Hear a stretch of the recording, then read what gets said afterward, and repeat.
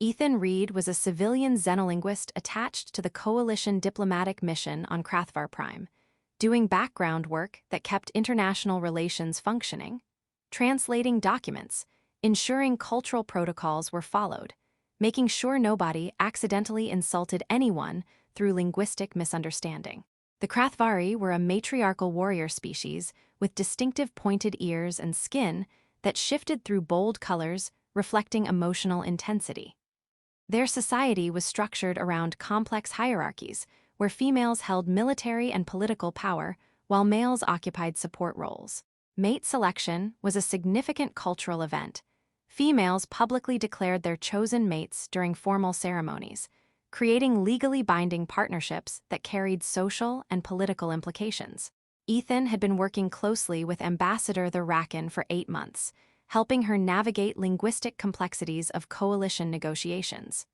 Thera was brilliant, formidable, with sharp humor that made their professional interactions enjoyable.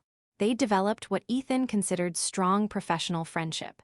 Today was the Krathvari selection ceremony, a formal event where unmated females of certain rank publicly declared their chosen mates. It was primarily cultural celebration for Krathvari attendees, but coalition representatives were invited to observe as diplomatic courtesy.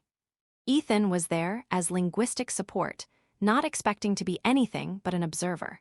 Then Ambassador the Rakan stepped forward during the declaration segment.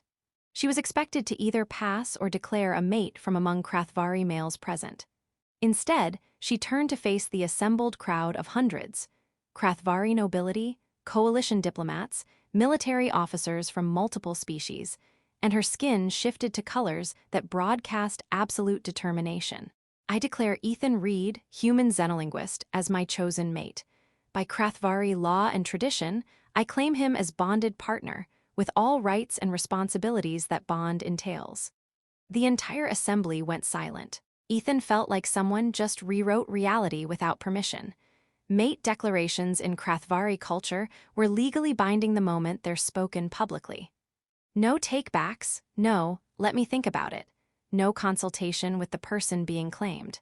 Ethan, who'd been standing in the observers section trying to be professionally invisible, was suddenly the center of attention for hundreds of beings trying to process what just happened. A Krathvari ambassador just claimed a human male as her mate, something that had never happened in recorded Krathvari history. The immediate aftermath was controlled chaos. Conservative Krathvari factions were outraged, claiming a non-Krathvari as mate violated traditions about species purity. Coalition diplomatic corps scrambled to understand legal implications. The human delegation tried to determine if Ethan had been essentially kidnapped by legal technicality. Ethan was brought to private chambers where he could process without hundreds staring. Thera joined him there, her skin showing colors suggesting readiness for confrontation, but also some vulnerability. "You just declared me as your mate," Ethan said, trying to keep his voice level. "In front of hundreds of witnesses, without asking me first, without even hinting you were considering this. Why?" Thera's skin shifted through colors that might indicate careful word choice. "Because asking first would have given you time to refuse for all the wrong reasons, to calculate political implications, to worry about diplomatic complications, to convince yourself that our compatibility doesn't matter compared to challenges such a bond would create. Those sound like legitimate considerations." "They are considerations," Thera agreed, "but they're not reasons to refuse something genuine because it's complicated. I've spent 8 months working with you. I know how your mind works, how you solve problems, how you treat people. I know you're kind, intelligent, and principled in ways that matter to me. And I know that if I'd approached this as a question, you would have talked yourself out of it because of all the very real complications." Her skin showed absolute conviction. "So I declared you publicly, using Krathvari law that makes the bond immediate and binding, because I wanted to claim you before you could refuse out of practicality rather than genuine incompatibility. If you truly don't want this bond, if you find me genuinely incompatible, then we'll navigate legal processes to dissolve it. But I wasn't going to let practical considerations prevent something that could be meaningful if given the chance." Over following days, Ethan learned the full implications. By Krathvari law, they were bonded, which meant certain legal rights and obligations actually binding within Krathvari territory with complicated status in coalition space. Dissolving the bond was possible, but required mutual agreement and formal legal proceedings that would take months and create diplomatic incident. Conservative Krathvari factions demanded Thira renounce the bond. Progressive factions were cautiously supportive. Coalition legal experts tried to determine what authority Krathvari law had over a human citizen who didn't consent. During a private conversation, Ethan confronted the core issue. You said you declared me publicly to claim me before I could refuse for practical reasons, but you also took away my choice. That's not romantic, that's controlling. How am I supposed to accept a bond created by removing my agency? Thira's skin showed genuine remorse mixed with stubborn conviction.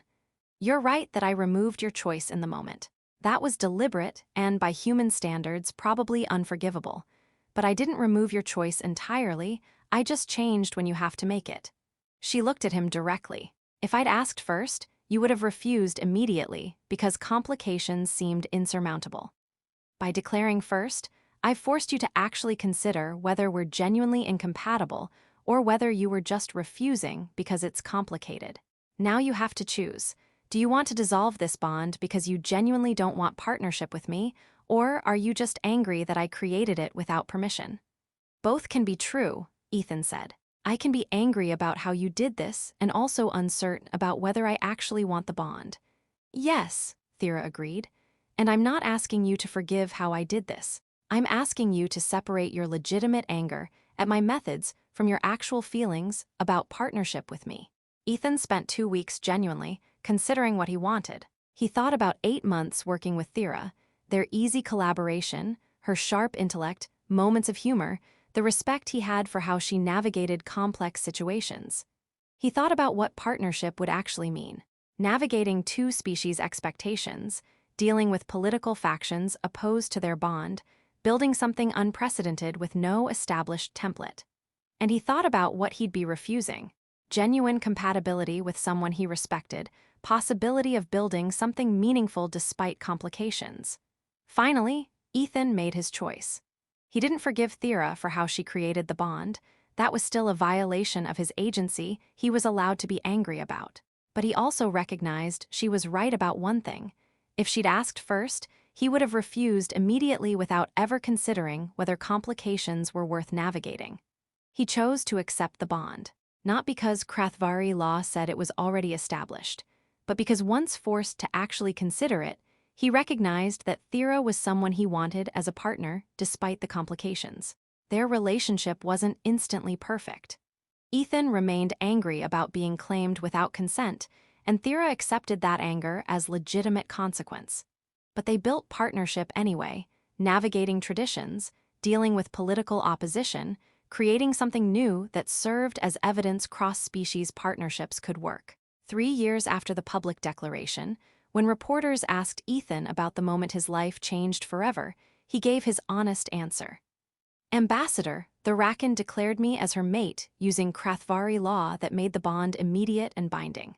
I had no warning, no choice in that moment, no ability to refuse. That was a violation of my agency I'm still legitimately angry about. But it also forced me to actually consider whether I wanted partnership with her rather than just refusing because it was complicated.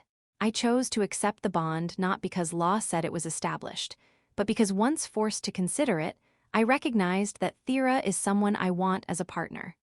I wish she'd given me choice in how the bond was created, but I don't regret choosing to accept it once it existed.